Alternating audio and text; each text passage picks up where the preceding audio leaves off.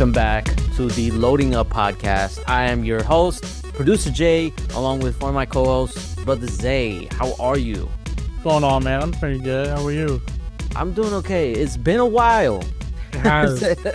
we skipped a few weeks, just literally scheduling, like literally every weekend that we had time to record. Well, I was busy. I was sick. Or you were sick. Yeah, it was really hard scheduling wise, and it's probably not going to end until at least about a month from now. But we're going to try, because every weekend I feel like it's booked up until my wedding, which is next month. So yeah, next month. Yeah. Hopefully after that we'll be able to get on a regular schedule, but we'll still try in the meantime. Yeah. Before we get into all the stuff that we missed out on, because we got a lot to catch up on, we want to remind you that if you're watching on YouTube, you can like and subscribe. That definitely helps us out, and it helps us reach a broader audience, which is what we strive to do. If you listening to us on a podcasting app, you can rate us and give us a 5 stars, because that'll be very nice. It will warm our hearts. You can also comment and talk to us, because I know that some people do that. And we'll respond if we see it.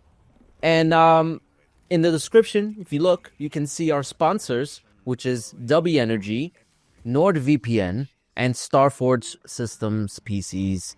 If you use code LUP at checkout for W Energy, you can save 10% off your first order. I believe that's the right one. It's been a while since I've done this. So 10%. You're right. You 10%. Got it. All right.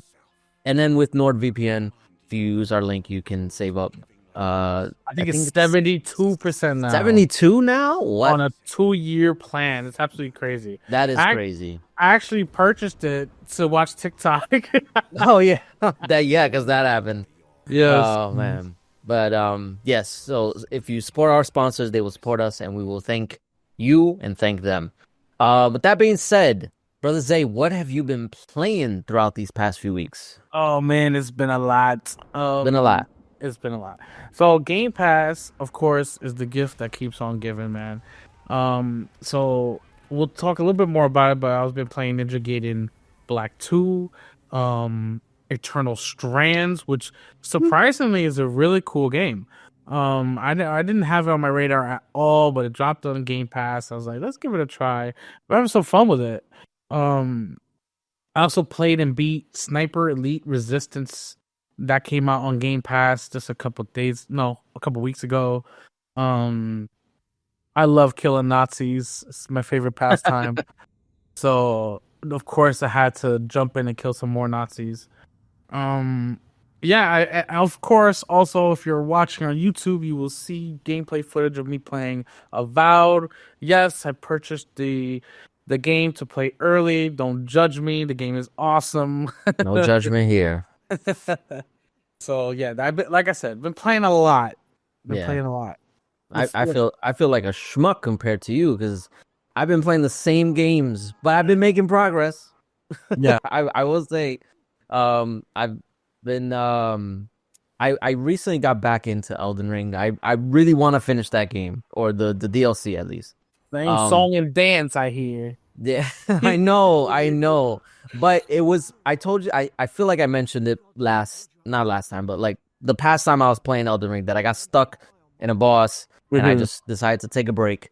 And it's funny because I think it was Xbox or Xbox Game Pass, the Twitter account, they posted a thing saying how to beat a boss. And it's like you try, you get frustrated, you call it a night, and then like you jump on the next day and you beat it in like 3 seconds. That's literally what happened with me. The second I got on, like it literally took me like maybe 2 or 3 tries, where the last time I was just stuck. Like I could not do anything. And it'd be like that with Elden Ring. It do. So now what I'm doing is I'm going through all the bosses that I like missed, because I kind of just like I was kind of speed running it because I wanted to be done with it, but I was just like, I feel like I'm doing a disservice to the game by just skipping parts that that's there for me to explore. So I looked up like a list of all the bosses that like are previous to where I'm at, and I'm just going back through and I'm beating all the bosses. So Okay. that's what I'm doing now. And of course, I've been also playing Call of Duty, working on my golden guns, my diamonds that I've been getting now.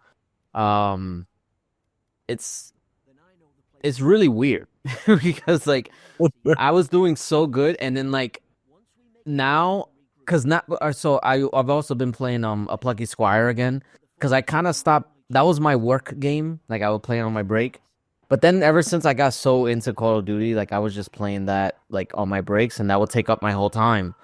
But now, the past few weeks, I haven't been playing it, so like I went back to a Plucky Squire, and then like randomly, I was just like, you know what, I'm gonna go back to Call of Duty, and it's like now I'm back doing Call of Duty stuff, You know and what's just in time too because of the new season.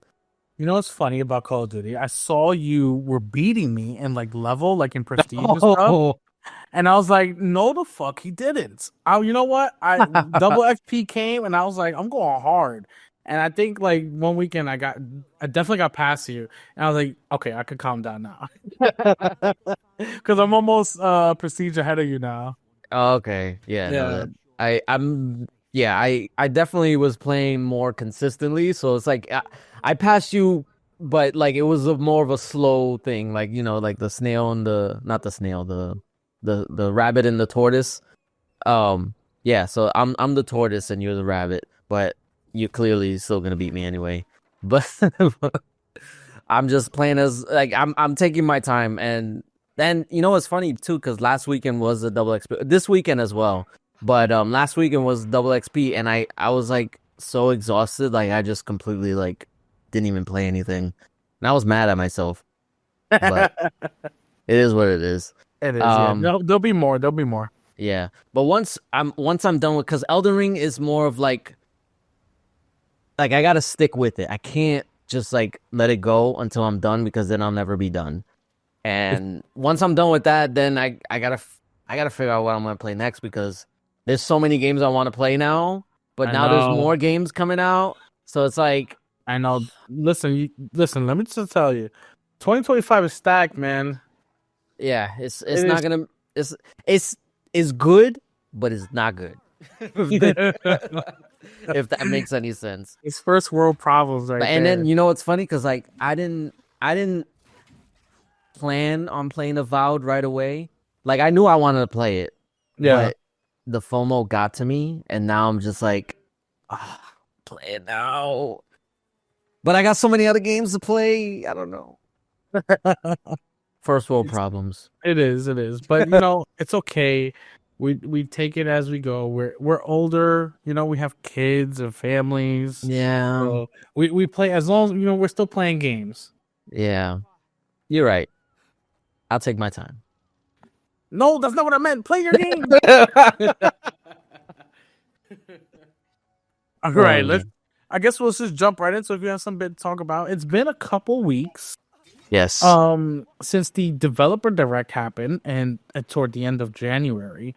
Um let's talk about how we feel about it because we saw I did a live reaction on Twitch. So if you're interested in watching my reaction live, it's up on Twitch on our page, Loading Up Podcast.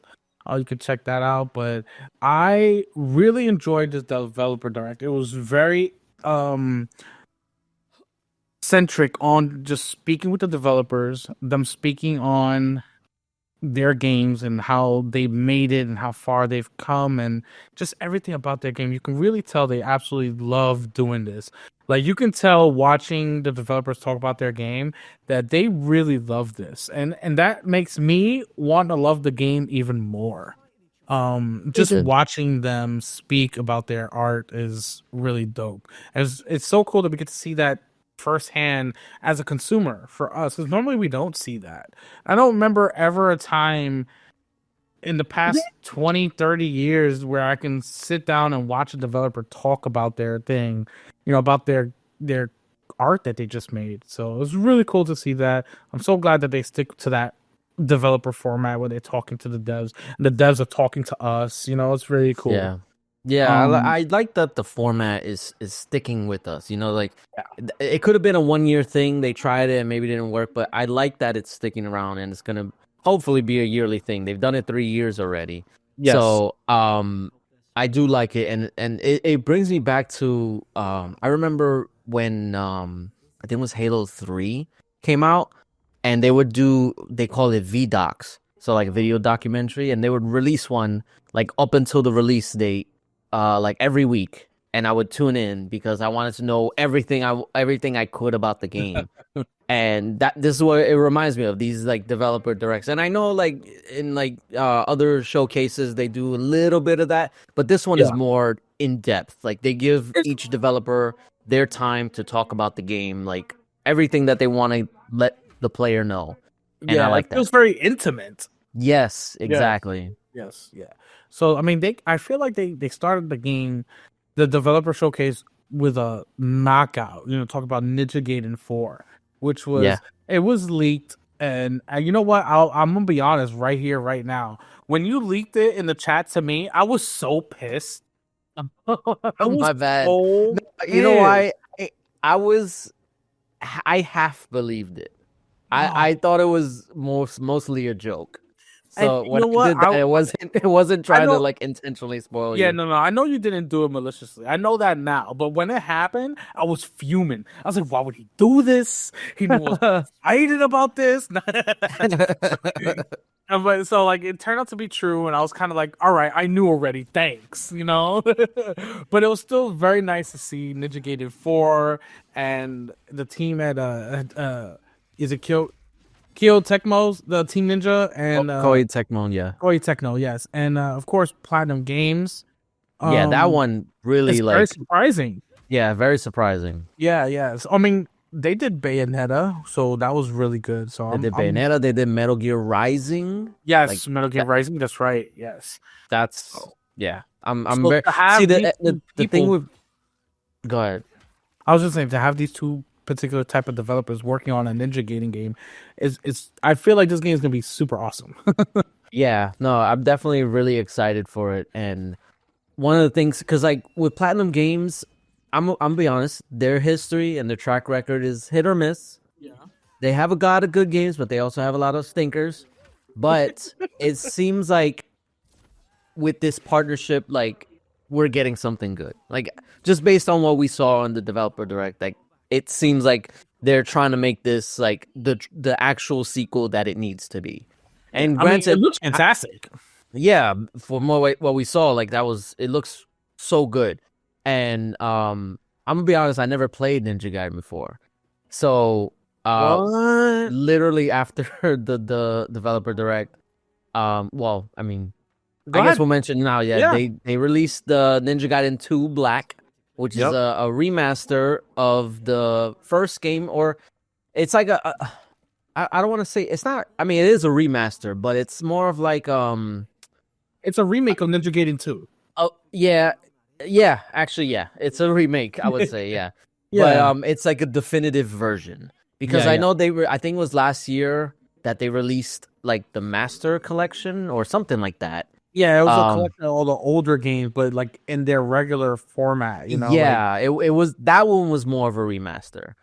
And I was actually thinking about buying it after I saw this thing, and then they announced that Ninja Gaiden 2 Black was gonna be released. So I was like, oh, I'll just play that one.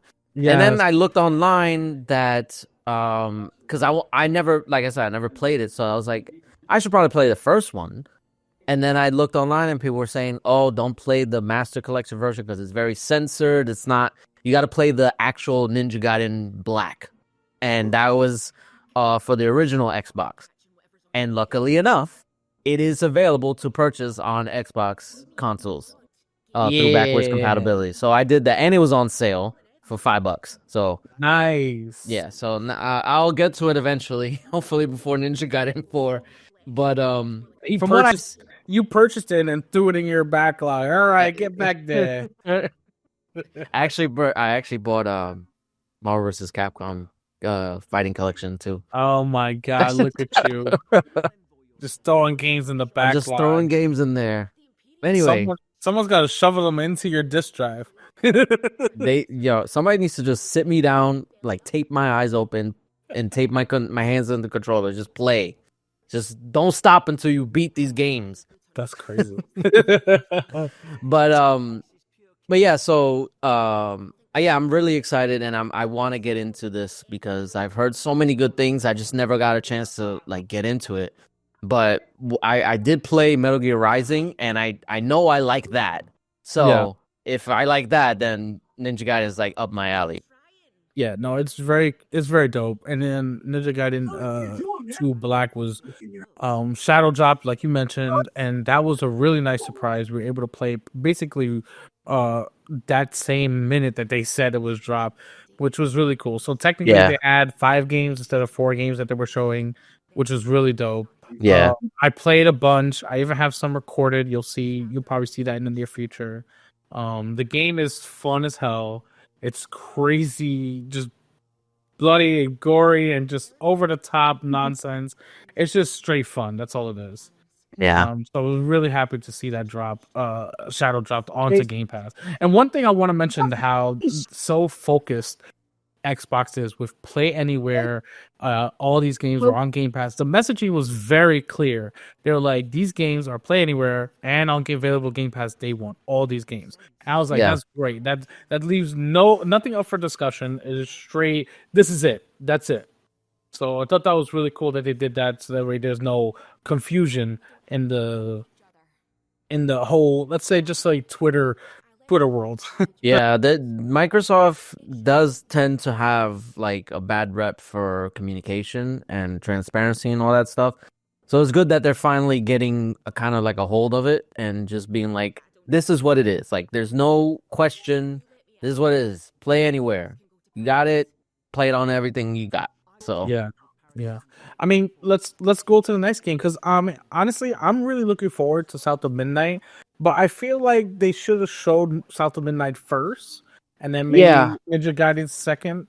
I say that because Ninja Gaiden is straight just action, just nonstop action, blood gore action, and then they show South of Midnight, which is more of a slower paced game. It's story based. It's about this woman who's trying to find her mother. It's the combat is not as action as Ninja Gaiden. It's not yeah. So it's really just laid back. Just like, man, was it a little overshadowed? Maybe, but I'm still really, really excited about this game.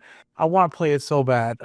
I think the order of the games is probably the only complaint I would have, is that they started off hot with Ninja Gaiden, and then it kind of, I don't want to say it fell off, because obviously when it got to Doom, it picked up again, but it's like, you start off hot, whatever is going to follow it is going to struggle to keep people's attention.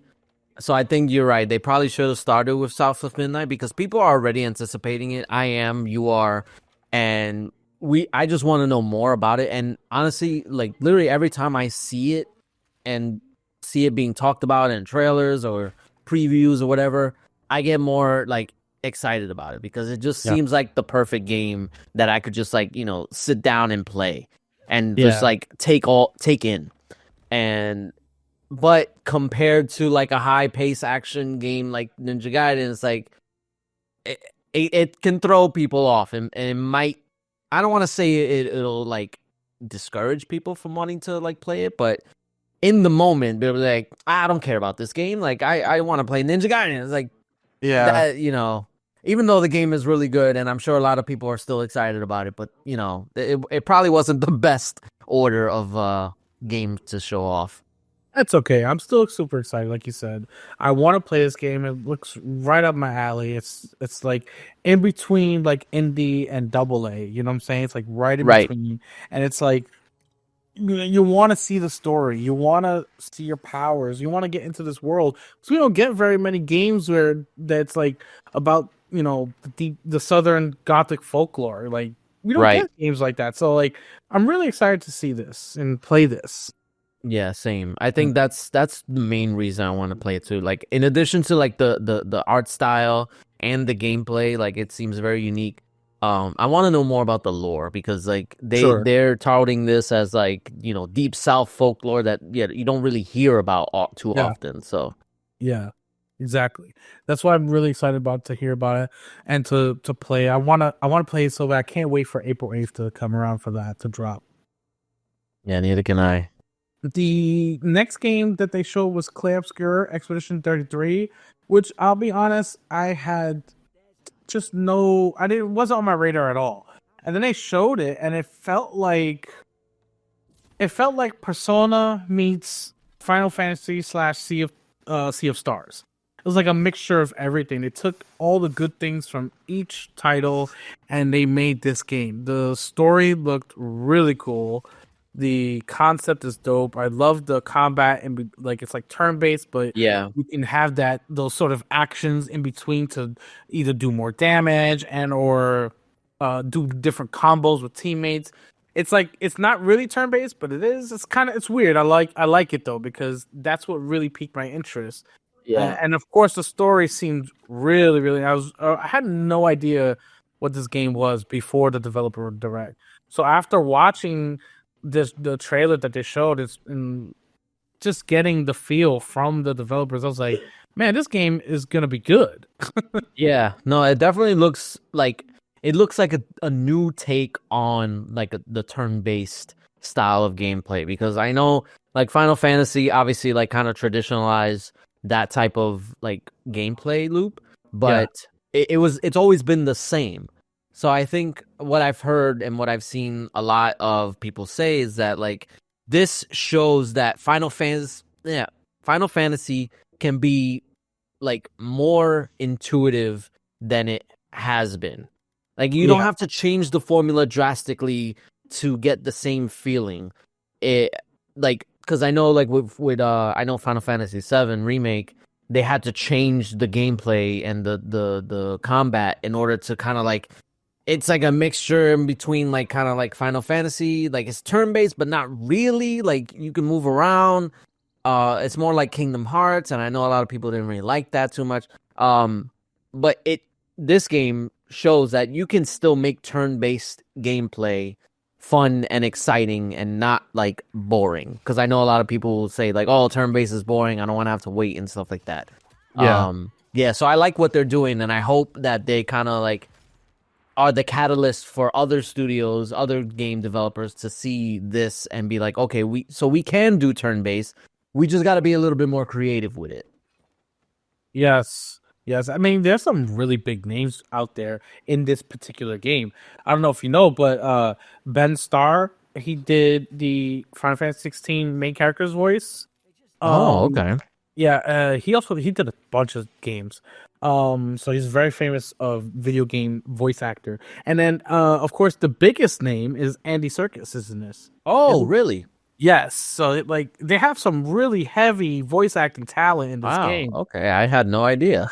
I know, and I'm like, holy crap! There's some heavy hitters and heavy hitting actors in here. So I'm really looking forward to hearing them in this game and playing it. This is definitely going to be a game that I jump on Game Pass and play it. And just April alone is stacked with South of Midnight and with Expedition 33. April's just stacked. This Yeah. year, let's just say this year is stacked. This But year has the contention to be like the best gaming year. in like 10 years. Yeah, in a very long time. Yeah. All right, let's continue. They showed case, of course, Doom: The Dark Age was the last game, but not the least because I'm so excited.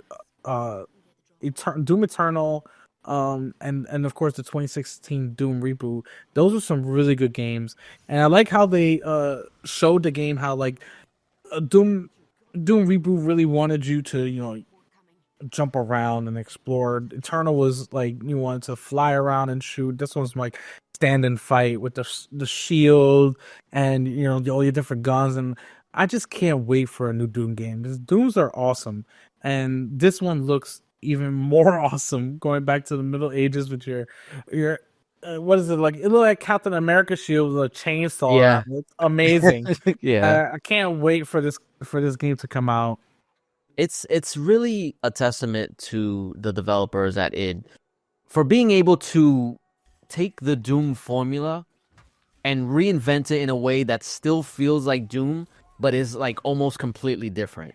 Yeah. That it's more melee focused, like it's more like there's not a lot of like high tech guns and stuff like that. It's more like primal, if I could say, like, if that makes sense. Yeah, I mean, Like, he had a what was it, like a bolt gun that was shooting like skulls out of it, and he had yeah, one that was shooting. It was a literal like crossbow. It was shooting crosses, but it was like high powered. It's crazy. yeah, it's really like I said, it's a testament to the studio that they're able to still innovate within that formula and Yeah, make it look fun and good. Because, like, a lot of times, like with games, like um they tend to like reach a point where it's like, okay, how do we like innovate, like how do we make things like more intuitive, how do we make things more fun? And it's hard, especially now, like with this is the third game in the rebooted Doom universe, so it's like it can become a hard task to try and recapture that energy that the first game had. So I'm glad that they're able to do it. I'm not glad because I want to play these games, but I can't because of my backlog. And I know, I mean, it's on Game Pass, so and the thing is, I bought Doom, the original one, 2016. I bought it, and I never played it. So it's sitting there.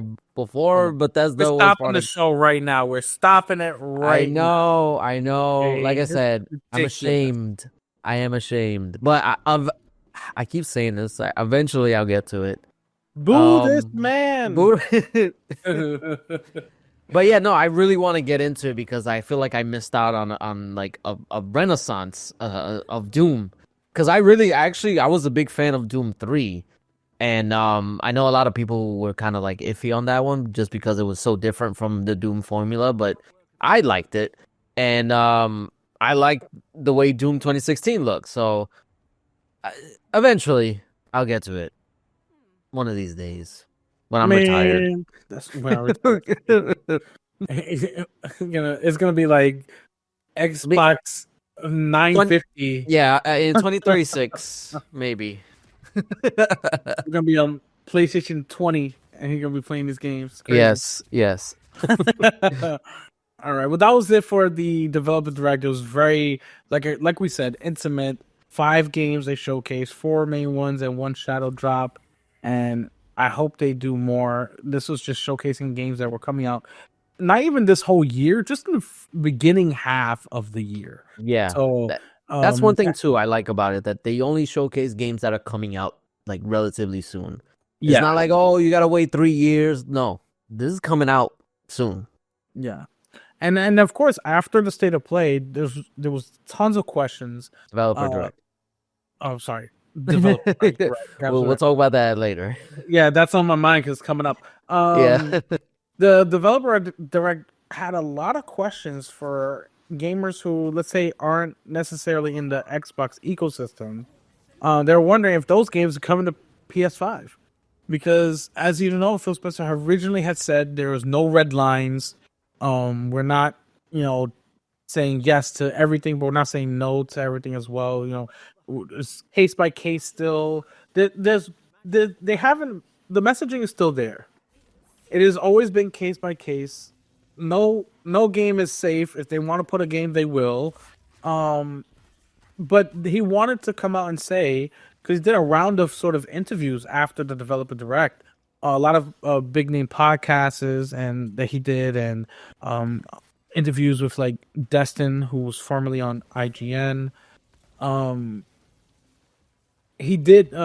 Destin did ask him, if like Starfield will go to, or Gears or any of these other big Xbox named Halo will go to PS5, and he was like, I can't say that they won't because it makes for them, it makes business sense for Xbox to just, they can put their games everywhere, but then he also says not every game will go.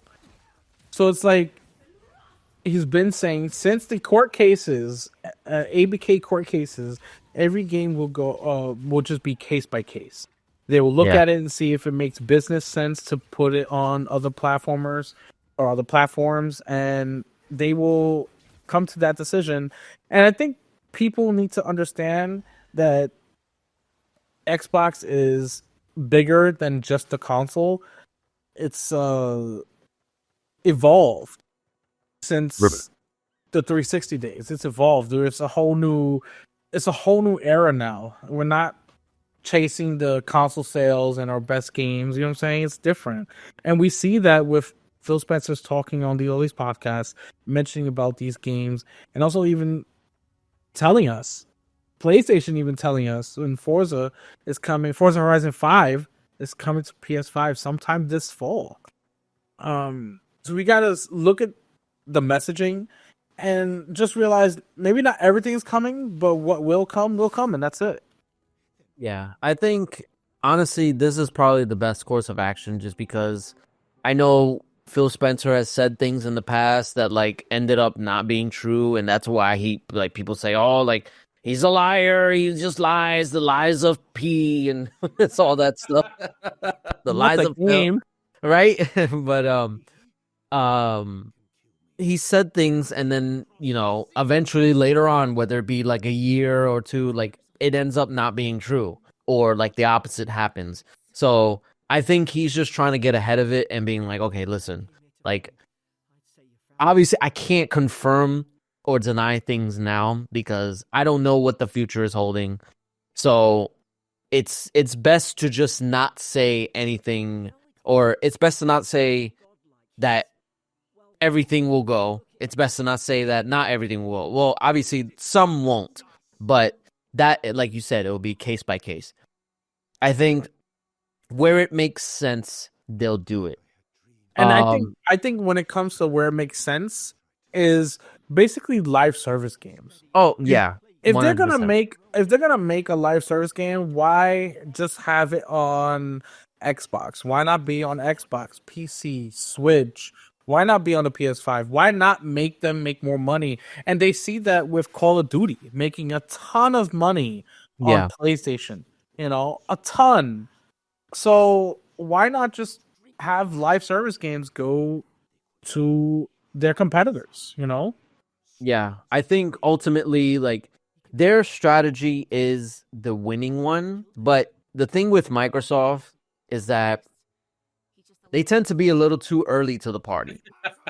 So they're not afraid to do that. And that's, I guess, noble of them, because they always like kind of like test things out for everybody else. Like they were testing out the like the always online stuff, like in live service and stuff. Like they were doing that 10 years ago when everybody was like, oh, like the always online stuff, the DRM, like you can't do that. And then now virtually almost every game is always online. You need a connection. Like everybody's fine with it now. I mean, they'll complain, but they'll still do it. But Xbox was doing that before. Not like the same thing with like movies or like TV shows. Xbox wanted to turn their IPs into TV shows way before Sony did, and now we got Last of Us. We got a God of War TV show or movie, whatever it is. A Horizon show. Like there's so many other like shows based on IP. We got Nintendo making a freaking Mario movie, Sonic. Like Microsoft was before that. Xbox was like wanting to do this before anything. Anybody else. On the Xbox One days, they were like TV. Yeah, so I mean, they got clowned for it, rightfully so. But like, it was just like I said before, their messaging was always like iffy. But yeah, in terms of like the games coming to other platforms, like honestly, I think they're just ripping the Band-Aid off, because like games are gonna come to other platforms. And like I said, I think this is ultimately the winning strategy, because we may not see it now, but things are changing. And I think the console wars are done. Like, let's be honest. Console wars are done. If you want to say Sony won, which they really didn't, Nintendo won. But if you want to say Sony won, fine. But they're ultimately going to follow suit, because they're already doing now what Xbox did 10 years ago, which was porting to PC. Maybe not 10 years ago, maybe like 7, whatever.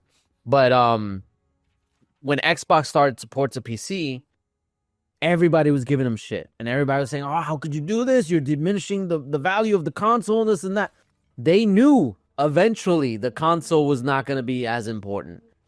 But Sony, obviously, they stood the course. They did their strategy, which was console first. And so many fanboys were saying, "Oh, Sony would never port to PC." And look where we are now. PlayStation games are on PC. Yeah, Ragnarok coming. Literally, yeah, literally every game from like what 2018 on has come to PC. Maybe like one or two are missing. But yeah, I mean, you just finished putting what is it, Rebirth? yeah, so it's like, I mean, granted, that's like a Square Enix thing, but I'm talking about like PlayStation first party. Okay, Like well then look at Spider-Man 2. Spider-Man 2, exactly. So Yeah. that's what I'm saying. And just recently, which we'll talk about more later, Days Gone remastered on PC. Yep. So it's like, honestly, like it really, it shows that Sony is understanding what Microsoft is doing. They just don't want to be the first ones to do it because they don't want the backlash. They want Microsoft and Xbox to get the backlash, and that's what they're getting. Eventually, it's all going to come down to everything is a PC. Like that. That's really what is. Maybe Nintendo will still do like the proprietary console. They'll do their maybe Switch 3, or maybe they'll do something else, but they'll probably stick around like with the console, like the traditional console, for like maybe in the next generation. I don't know beyond that. But Sony and Microsoft, they're going PC. Like that's the ultimate goal. And we'll talk about this more in a little bit. It's gonna become an OS war, and I think that's what's gonna happen. Like everybody's gonna have a PC essentially, and there's gonna be an Xbox OS, there's gonna be a Steam OS, and there's gonna be eventually a PlayStation OS, and they're all gonna compete for people's time. And I think that's probably what the best strategy is, because that's where you get the most players, because you basically combining the PC market and the console market. Because if the OS is implemented correctly, the casual audience won't even know the difference, because they'll just think, oh, it's just the next PlayStation, PS6 or PS7, whatever. It'll still be a PC underneath everything, but the OS on top will make it feel like a traditional console. And I think that's where that's what the like Xbox and PlayStation are going for. Obviously, Xbox is doing it early because they see where the industry is headed, and that's what they're gonna do. And I think what was it? Jason Ronald, who is he's like head of next gen or something like that. I forget the official title, but he even said in an interview that that's what they're doing. They're gonna make they didn't announce anything official, but they basically alluded to that there's gonna be an Xbox OS that you can download for your PC, for your handheld, and that's probably where like the next next gen Xbox is gonna be. It's gonna be a PC with an Xbox OS layer on top of it, so that way it feels like a traditional console, but underneath, if you want to, because even with the current Series X and S, if you really want to, you can go into dev mode and you can like tinker around and make apps and stuff like that. Like you can do it if you really want to. Obviously, it's really hard if you not know what you're doing, but I guess they want to make that easier. Like I think ultimately, like I said, it's gonna be PCs with an OS layer on top, and I think that's what the future is gonna be. I forgot what the original point I was trying to make was, but I went on a whole rant because I've been wanting to talk about this. I wanted to make like a dedicated video for it. It wouldn't be a quick save, but it would be like a long save, I guess. Because we missed so many like weeks, and I was like, I wanted to talk about it. I just couldn't find the time. But yeah, so that's the future. And in terms of like the Xbox porting to other consoles, I think PlayStation will follow suit eventually. They'll port games to Xbox. They do it now, technically. They technically do it now. It's just they're doing it very slowly. Yeah.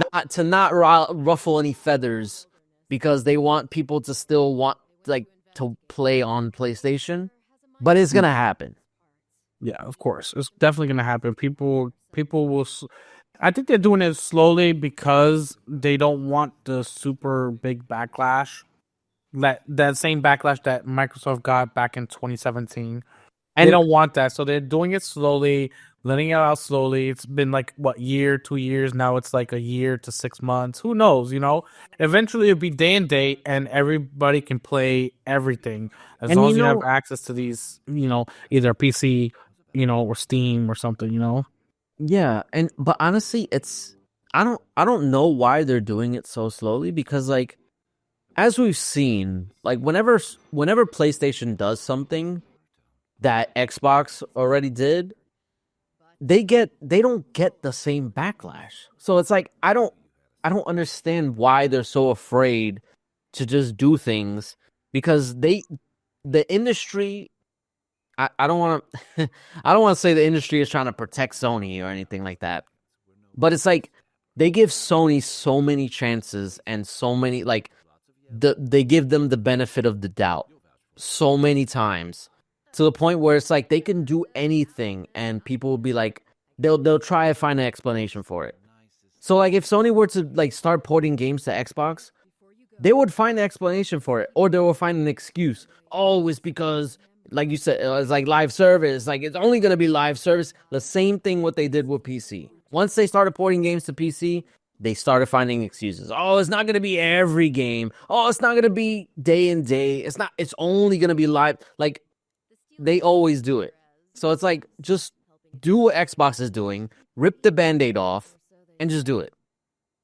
Anyway, Phil Spencer, originally what we were talking about, the original topic. Yeah. Like I said, he's just being honest, and I think that's probably the best way to do it. So that way, people can't come back to it and being like, "Oh, look, you see what he said before? You see what he said about the Bethesda acquisition? Like he said, exclusive games for Game Pass, and it's like, obviously that things change. So either you get used to it, like I don't know what else to say. It's you either get used to it or go get a PlayStation or get a PC because that's ultimately you're gonna be better off with a PC. Like if you want both PlayStation and Xbox games, but I mean they are dedicated to making a next gen console. They're not abandoning hardware. It's just not gonna be the main focus anymore. Which Yeah. honestly, it probably shouldn't be because hardware is not doing so hot on either side. Yeah. I mean, yeah, sure. The fanboys can tout, their numbers, their sales, like if it matters into their own pockets. But ultimately, as long as you're playing a game on a system you want to play on, that's all that matters. The games, whether it doesn't matter if the guy down the street with just a PC can play the Sony game that you're bought on your PlayStation. You're both Right. playing the same game. Just enjoy your games. Stop worrying about the sales figures of $1 billion company for a Yeah. hard piece of hardware. Like, you're so weird. Yeah, no, I never understood when people like they'll say, "Oh, like," because the main thing that the like Microsoft, Sony, they care about revenue. But then like you get fanboys like on Twitter and stuff like that that say, "Oh, but what about the profits?" And I'm just like, "Why do you care about a company's profits? Are you a shareholder? Are you an employee? Otherwise, you should not care about profits. Like, what does that matter to you?" Like it. Actually, I own stock in Mm. Sony. Yeah, those Well, those are yeah, the type of people we're fighting with on Twitter. yeah, like it Uh, just never made sense to me why people care so much about profits. Like I don't care about profits because I don't benefit from it. It doesn't affect me at all. So why do I talk about it? Why would I talk about it? Anyway. yeah, yeah, it's funny. But we'll continue. So we have speaking of Sony, some Sony shakeup at the top seats. The CEOs are being shaken up again. Of course, we kind of knew this may come because, of course, no company is gonna have two CEOs. Yeah. So, it seems that Herman Holtz is out. Um, they will be elevating Hiroki Toki to the top CEO post, while Hideki Nishino takes the reins at Sony Interactive Entertainment as the sole CEO of the unit that houses PlayStation. So Herman Holtz is gone. He's still within the company. He's just at a different position. He's not the co-CEO or Yeah. whatever they are naming it. And this takes effect April 1st, so it's not in full effect. You know, they're still making the arrangements and shuffling things around. I think this is a good sign for Sony. They're sort of stepping away from that Western live service chase that they have been on for the last few years. We see that with all the cancellations of the live service games that they did. They had 12 signed on and they are down to only 2. That means they canceled 10 live service games in total. It's absolutely crazy if you think about Yeah. it. You know, they had 12 planned, probably millions of dollars in each particular title that were spent on. It's absolutely crazy to think that just 10 games that we'll never know about ever. Yeah. Or well, we know maybe about like 1 or 2 of them, but we'll never know about the majority of them. They're gone, and hopefully this new structure at Sony can now focus on doing what they have always done in the past, is bring great games to gamers. And whether it's on just PlayStation or both PlayStation and PC or everywhere, like, you know, even on Xbox and the Switch. We welcome the change to sort of bring Sony back to what it used to be in its, you know, old glory days. Yeah, I think the whole like the whole live service push from Sony just felt so forced. The fact that they had 12 games, like think about 12 live service games. Like realistically, how much people did they expect to get with those live service? Let's say they all came out. You're splitting your audience, because live service games, like, you have to have a dedicated audience for that. Yeah. And that's going to take up a lot of people's time. So essentially, if you had like 12 live service games all like released at once, not at the same time, but like all available at once, like you're essentially competing in the same year. It's ridiculous. Yeah. So it's like you're competing with yourself essentially. It's like why are you hurting yourself or trying to hurt yourself by releasing multiple live service games in like a similar time window?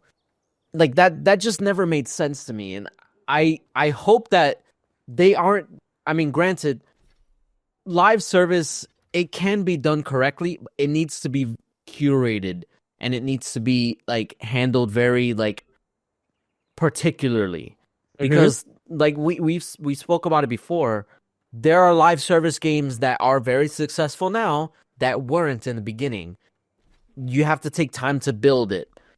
So if you imagine having to do that for 12 games, like that seems insane to me. But I'm glad that they're refocusing, and not to say that they would get out of live service altogether, because they have seen success in live service with Helldivers 2. So I think it's possible. I think hopefully they'll see this as a sign that like they need to kind of like pump the brakes on it. Maybe focus on one game at a time, one live service game. See how that turns out. Learn from it. Take notes. Maybe do another one. Because like that's how you grow. If you just throw shit at the wall and see what sticks, chances are none of them are gonna stick, because that's not how live service works. You have to offer different experiences. That's what makes live service games as popular as they are. Like if you look at like how many PUBG clones are there that never got to see the light of day? Like I'm sure there was a bunch. Like I can't think of off the top of my head, but I'm sure there was a bunch. But Fortnite, which was a PUBG clone in the beginning, it differentiated itself by adding the building mechanics. Granted, I didn't particularly like it, but it stood out. So that's what made it successful. I mean, not to say that's what made it successful, but that's what made it stand out and got people's attention. That's what you have to do. You can't just put a bunch of stuff out there and hope people just come to it. That's what happened with Concord. They put everything in the basket with Concord, not realizing like, hey, maybe we shouldn't release this game when there's so many other games like it and we're not really doing anything different. So I think them refocusing and restructuring to focus more on the single player, because that's where their strength is. And then maybe, have maybe one or two studios work on a live service game on the side and curate it to make it something that's not the same as what's already out there. Because you don't want to be known as the blank clone. You don't want to be known as the Apex clone. You don't want to be known as the Fortnite clone. Like, you want to be something different.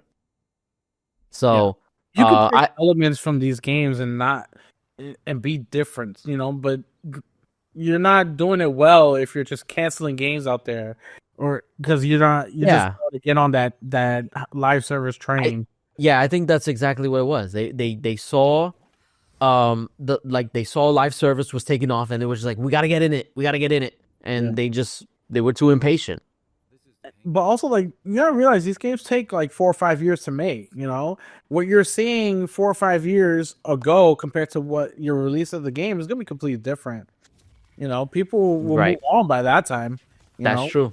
Honestly, that's like the whole battle royale stuff. Remember that was like all the craze a few years ago, and now you don't really see battle royale games anymore because like there's not much more you can do. Because like I remember there was rumors about Halo adding a battle royale mode, and then that kind of died off because like maybe the because I think that was what was it Project Tatanka, that was supposed to be a battle royale. Yeah. And I think they kind of evolved it into being like a separate thing. I don't think it was canceled. I think it was just they're changing it to be something different. But that was what it was supposed to be. And that's what happened. Battle Royale was all the rage a few years ago, and now it's not. So they had to change. And I think that's, like you said, like what's hot now and what's popular now might not be later on. So in that 5 years to develop a game, things can change drastically. That's why you can't have so many games in development at once, because then if one doesn't work, all of them don't work because you all made them at the same time. So it's like, well, we hope with the shakeup, it definitely resonates with changing how Sony goes about making games and or releasing games, so that way we can actually get games, because it's kind of dry out there. It's very dry for this year, at least. I don't know. Next year might be different, but this year at least, and last year. Yeah, this generation was really dry for Sony. Kind of sucks, Sure, they started out, pretty strong, but it's like, what else you got, And you know what? What didn't help was the fact that they were still releasing games for PS4. So, like, even though, like, they had a lot of big releases, a lot of them were cross-gen. So it's like, you can't really say, like, this gen was, like, the best. Because, like, if I can play God of War Ragnarok on PS4, like, it's a big loss for a PS5. Like, there's not really a big reason to get a PS5 if you could play it on PS4.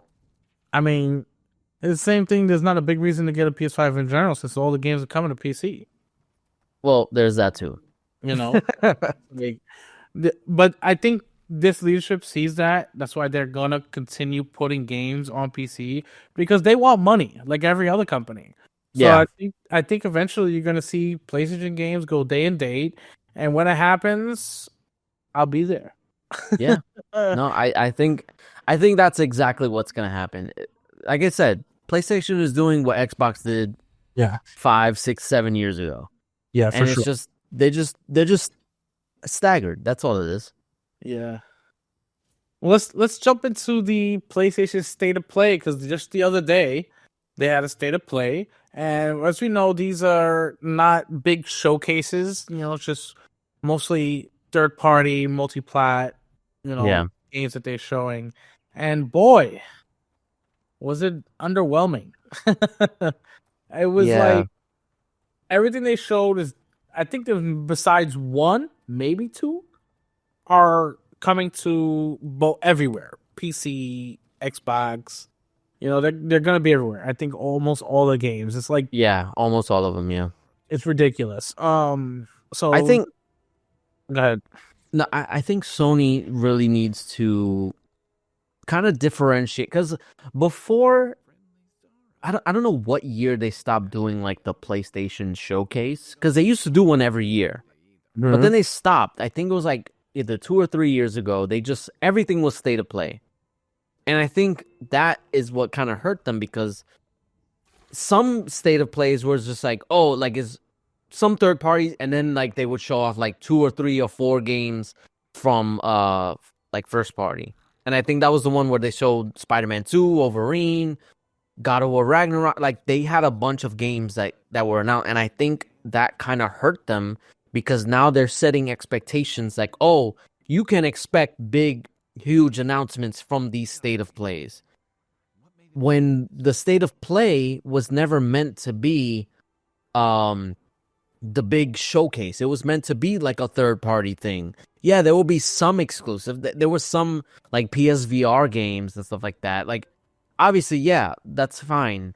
But ultimately it was a third party showcase with maybe 1 or 2 exclusive games. But now you have people because they haven't done a PlayStation showcase in such a long time that people are every time there's a state of play, people are heightening their expectations and they want to they say, "Oh, we're gonna see Death Stranding, we're gonna see Ghost of Yotoi or Yodi, like you're gonna see the next God of War remastered. You're gonna see like all these games that they're like in their head, like that were rumored that Sony is gonna reveal. But this is a state of play. Like this is third party show. Like all of them have all been third party showcase. Yeah. So I think Sony has to basically control basically what Xbox is dealing with now with the messaging. Sony has to deal with because they need to get a clear understanding to everybody that these state of plays are mostly going to be third-party multi-platform games being showcased, with maybe some thrown in that are from first party. And I think that, but because it's been so long since there's been a PlayStation showcase, people are just anticipating that this is going to be when they're going to announce all the games that they supposedly have in development, which it's been so long we don't know. We know they have some games, which honestly, in hindsight, they probably should have held back the intergalactic reveal from the Game Awards and maybe put it here because then maybe it would have been a better reception. But yeah, so I think Sony needs to basically be 100% clear that these state of plays are multi-platform focused first. You know what? All right, so I'm gonna give, and this doesn't happen often. I'm gonna give some leeway to Sony here. They have never said that this was gonna be some major first party. That is true. This is all fanboy talk nonsense on the internet. You know, this is all we're fanboys talking about. Oh, we're gonna see the Greek anthology come back for God of War. They're gonna announce. They literally said they're gonna announce Halo for PlayStation. Yeah, I remember. Yeah, there was a lot of talk that Halo or Xbox was gonna show up at this show or the state of play. It's absolutely ridiculous. So like, Sony never said this is gonna be some major thing. No, this has always been, like you said, third party. You know, showcasing of games. Which, of course, why wouldn't they? Sony is a big player when it comes to consoles and reaching a lot of people. People play a lot of games on PlayStation, so why not showcase a lot of the third-party games? You think, well, is it coming to Xbox? Yes, it is. Don't worry, it's coming to Xbox. It's coming to PCs. Yeah, these games are gonna be just about everywhere. They're just showing it at the show for Sony because Sony's a big player, and they gotta let their people know something. Because this year's been dry. Without third party, forget about it. Sony's dead. Yeah, and Xbox has done this too. Like they have the I forget what they call it. It's partner preview. That's what they call it. The partner preview, the ID at Xbox. You know, there's a bunch that they do. Yeah, they show third party games too, but they're very upfront about what it is. Yeah, and I think that's what throws people off with the state of plays is because Before it used to be one thing, but now it's different. So it's like I think they need to have a specific designation for what is first party, like a first party showcase, and what is gonna be like just third party. So I think like don't if state of plays are gonna continue to be the way they are, don't show first party. Just don't even do it. Because then you're gonna confuse people. And that's what happens because they'll show like maybe 2 or 3 games and people get excited, oh, for the next one. Then the next one doesn't show anything and it's just like, oh, that was whack. Like, no, that's never what it was supposed to be. It was supposed to be third party showcase. They just happened to show a first party game in there. So I think they need to have dedicated first party shows. The only problem with that is that they don't have enough stuff to have a dedicated first party show. So I think that's why they sprinkle them in the state of plays.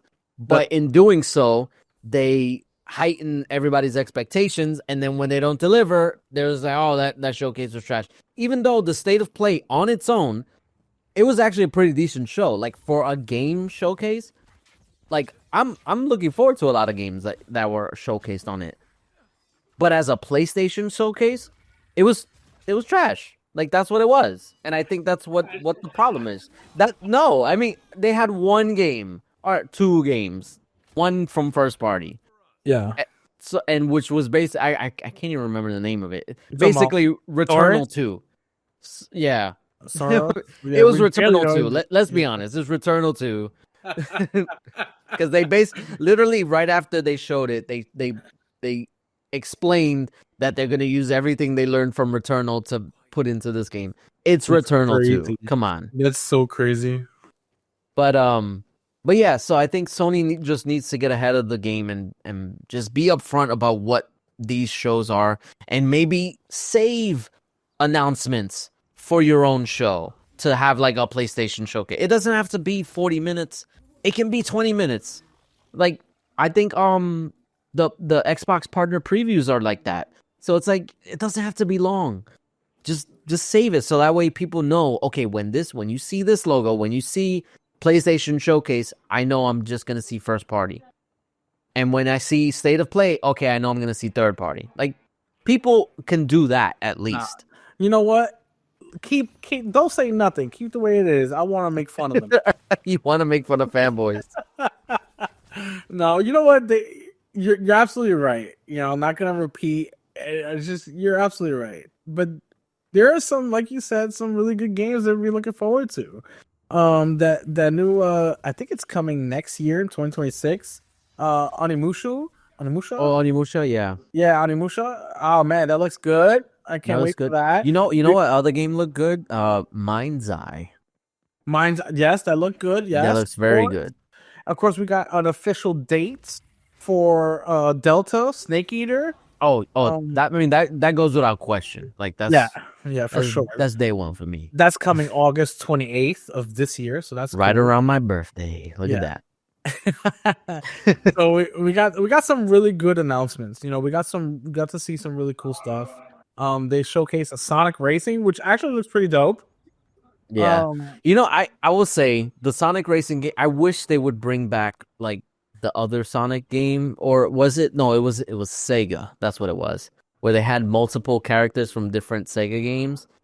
They need to bring that back. So that way they can have their own like Mario Kart style game with just like all Sega characters, and then like they can have like guest characters, because I don't know if you remember the Sonic, I think it was a Sega All-Star Racing. They had guest characters for each platform. I think Sackboy was on PlayStation 3. Banjo-Kazooie was on the Xbox version. And I do remember that. I forget which one. I think it was a Mii for the Nintendo version. Yeah. But I want that stuff. Like that's cool. Yeah. I mean, they actually, I'm not, you know me, I'm not big on horror games, but they showed a Supermassive Games, a Directive 8020. Oh yeah, that definitely looked good, really good. Yeah, it was like Aliens meets The Thing type deal, and I was like, yo, that looks dope. Although I don't do horror stuff, I like watching some of those sci-fi movies. You know, anything in space is cool to me. So, but like horror games I stay away from, but the game definitely looked really good. You know, they did showcase a lot of games. It was, they had DLCs for Dave the Diver, you know, Liza P. But yeah, the prequel, Lives of P Overture, I think it's called. Yeah. They showed Hell Is Us, which is of course coming to everywhere. In September, they showed us so many games. So as a game showcase, it was pretty good. As a like you said, but Sony showcase or Sony State of Play was kind of trash. Yeah. So it's just like the first party games. It's kind of crazy because we know that we have Forza Horizon 5 coming to PlayStation this spring. That's first party game from Xbox going to PlayStation. And I think we also have like Doom the Dark Ages. Yeah, yes, but that was always multi-plat, right? Right, yes. Yeah, I mean, sure it is now Microsoft first party. But again, it's going to PlayStation. So it's all these games that are Xbox first party are going to be published and put on PS5. I think Jez Gorda of Windows Central said it best. Microsoft might legit publish more games on PS5 this year than Sony does, which is absolutely insane. It is a very weird thing to say, and that like this is that's so crazy. Yeah, it's like it's the new normal, like that, and this is what I'm saying. Like this is what the future for gaming is like. Xbox is releasing games on PlayStation, not because like they're like giving up. Like they see that they need that revenue, and in order to grow, they need to release on as much platforms as possible. They did it already with the Switch. They released a bunch of games on the Switch. Now they're expanding to PlayStation, and I mean, people will cry about it. So, oh, they're diminishing the console and stuff like that, but ultimately, they're still making that money because there's PlayStation players that do want to play these games. That want to play Horizon, that want to play Sea of Thieves, that want to play Grounded, and all the other games are gonna eventually come out. Wait, you mean to tell me Xbox makes good games?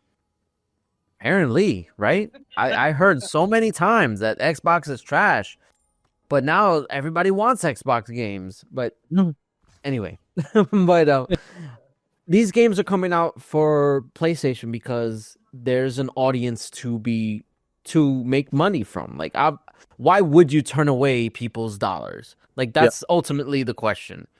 And that's going to be the question that Sony has to ask themselves. Why would we purposely turn away people's dollars just because they're on a different platform? Yeah. And it may not come this year. It may not come next year. But eventually, that's what's going to happen. You know what is crazy? And we talk about this. 2 games that were shown at the State of Play are going to be day one Game Pass games.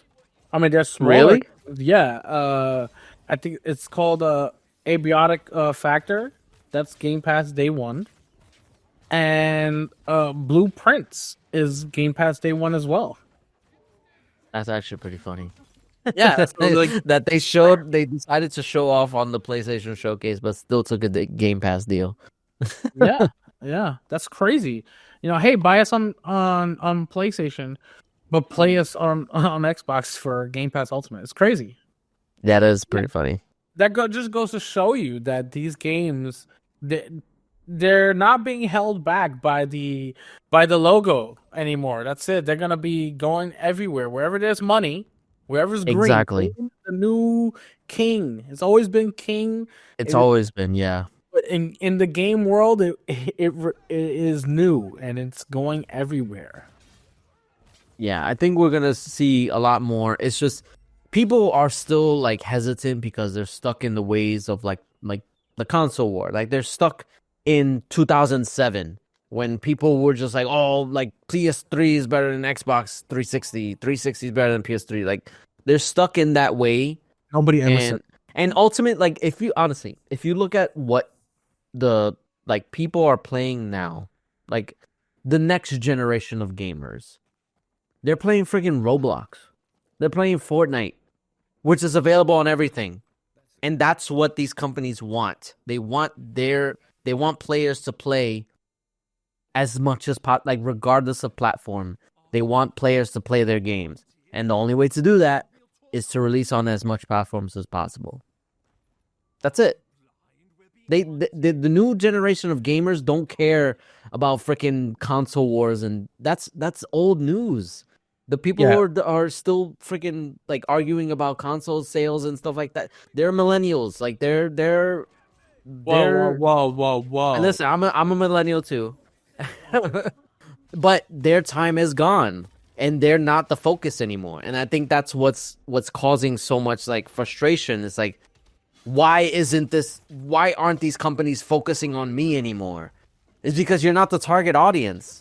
Like the next generation is the Roblox players. Those are the people that Xbox and PlayStation want to capture. And the only way to do that is if they're releasing on platforms that they don't normally release on.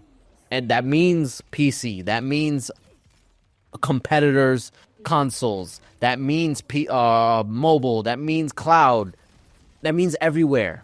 Yeah. That's the only way to do it. So we're going to see a lot of changes in the gaming industry because of it.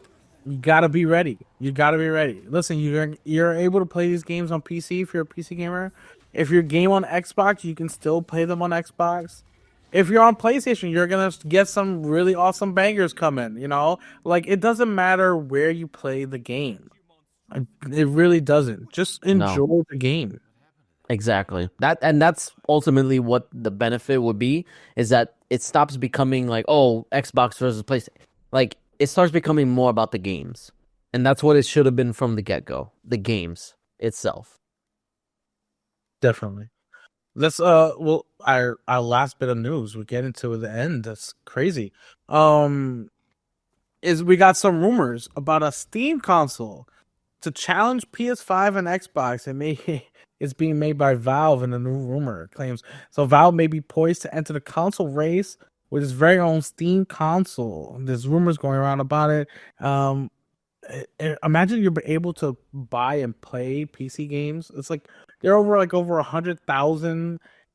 It's way more than that, but like over 100,000 games to be able to play on a Steam console. That'd be absolutely crazy. That would make the industry shake up really bad.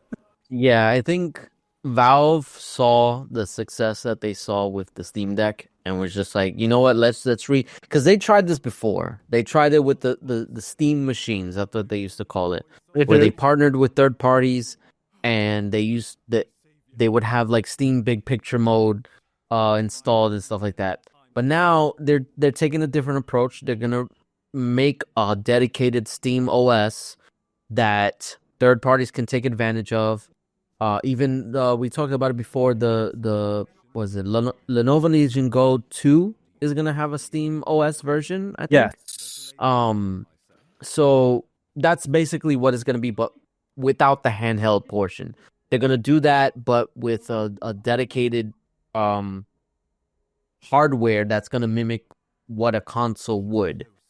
I don't know how successful it's gonna be because the main appeal for the Steam Deck was its portability, and that's what drove like PC gamers to get it. Because they just like, oh, I get my Steam library on the go. That's awesome. But I don't see a lot of PC gamers wanting to get a console. Like you'd be hard pressed to find a PC gamer that would buy a console to begin with. Outside of like maybe if like GTA 6 comes out only for consoles, which I mean, there's rumors that might not be the case, but it might come to PC sooner than like 2 years. But anyway, that's another topic for another day. PC gamers tend to not want to buy consoles, even if like it's like very enticing for them to do so. They would rather stick with the PC or their Steam ecosystem. I want to say PC because there's people on Steam that will never download Epic Game Store or the Xbox app or whatever because they just like Steam that much. But the Steam Deck appealed to them because like now they can get their PC library on the go and just play whenever they want. So it's really just going to be interesting to see how this fares. About will PC gamers get us? I guess it's not really a Steam machine. I don't know. Will they get a Steam console? Is what I'm saying. Like, honestly, I highly doubt it. Like you said, PlayStation, PC players, they're gonna stick to their PCs. And I listen, although it sounds really cool to have a Steam OS like dedicated hardware, I don't see this kicking off and being some major player because the console market is capped. We know this. There's data out there. Yes. For this, there is a cap on the console market. So I don't know if it will be viable for Valve to come out with a console. I think they should stick with just the PC and Steam, But if they do come out with it, it will definitely be interesting. I highly doubt people will switch from a PC to a Steam console, or a Valve console. I think it would just be people like let's say Xbox gamers who don't necessarily want to spend $2,000-$3,000 on a high end PC and get this like Valve console, Yeah, I think honestly, like the price point is really gonna be a big factor too, because like if you're coming from I mean, granted, PC gamers, at least on the high end side, like they got their, they got their 4090s, they got their even like 50 series and stuff like that. Like they don't have a problem spending money, but will they want to spend money on something that they might not really use? Like it's really just going to be a PC for their living room, which is like that's that's extremely optional, you know what I mean? So how does Valve target the console market? And we already, like you said, like the console market is not what it used to be. So is it really worth even doing? Like maybe they just want to have that product out there just so people could have it. I don't know. It's really, I don't want to say it's odd. It's just the timing is odd, I would say. Yeah, like if they did this like maybe 2 or 3 years ago, I could see it.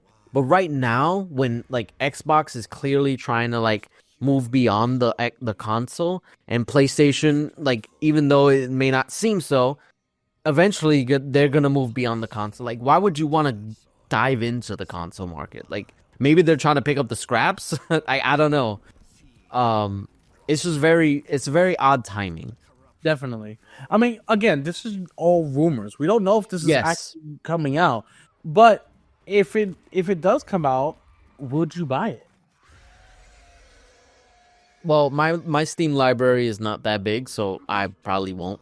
But I would definitely recommend it for people. Like if they want that console experience, the best way to do it is with the games that you already own. So why not, Yeah. But I guess PC gamers don't really want that console experience, so I don't know. Yeah. It's there's a lot of factors too. It's sort of like it could be really cool, but also why?